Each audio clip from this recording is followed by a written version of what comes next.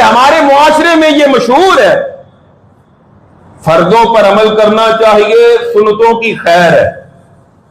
सुन्नत पर अमल कर लें तब भी ठीक है, ना करें किसी और के तरीके पर अमल कर लें तब भी ठीक है। यह बात दुरुस्त नहीं है।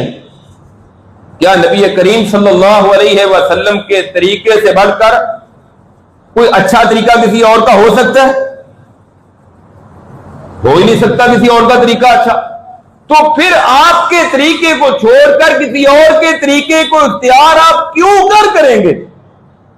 और आप सल्लल्लाहु अलैहि वसल्लम हर खुतबे में ये इरशाद फरमाया करते थे, अभी मैंने भी वो अल्फाज पढ़े, लोगों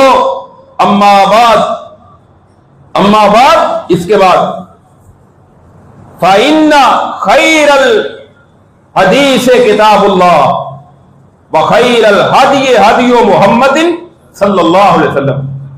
सबसे बेहतरीन बात अल्लाह की किताब है और सबसे बेहतरीन तरीका मुहम्मदुर रसूलुल्लाह सल्लल्लाहु अलैहि वसल्लम का तरीका है। व शर्रल उमूरि मुहदसातुहा, और सबसे बदतरीन बात वो दीन में कोई नया काम इजाद करना है। दीन में कोई नया काम सवाब समझ कर करे, नेकी समझ कर करे। व शर्रल उमूरि मुहदसातुहा व कुल्लु मुहदसतिन बिदअ, और हर दीन में नया काम गुमराही है, बिदअत है।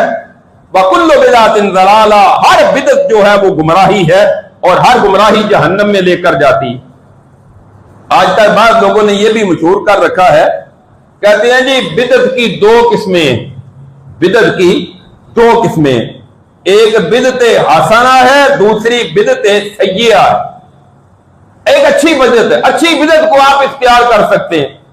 ये अजीब फलसफा है वैसे, एक अच्छा झूठ है, एक अच्छी मुनाफिकत है, एक अच्छी करप्शन है, एक बुरी करप्शन है। ये तो ऐसे ही हो गया ना। फिर अल्लाह के रसूल फरमाते हैं कुल्लु बिदअतिन ज़लाला, सारी की सारी बिदअतें गुमराही हैं और गुमराही की तरफ लेकर जाती हैं और वो जहन्नम की तरफ लेकर जाती हैं। लिहाजा बिदअत कोई भी हो वो गुमराही की तरफ लेकर जाती है। तो ये बात अच्छी तरह समझ लें कि सुन्नत पर अमल करना जरूरी है। सहाबा इकराम की आपने यही तरबियत की थी कि आपकी सुन्नत को इख्तियार किया जाए। जहां कहीं उनसे कोई गलती हुई आपने उनकी इस्लाह कर दी, और उसके बाद सहाबा इकराम का यही अंदाज था कि अल्लाह के रसूल की सुन्नत को वो नहीं छोड़ा।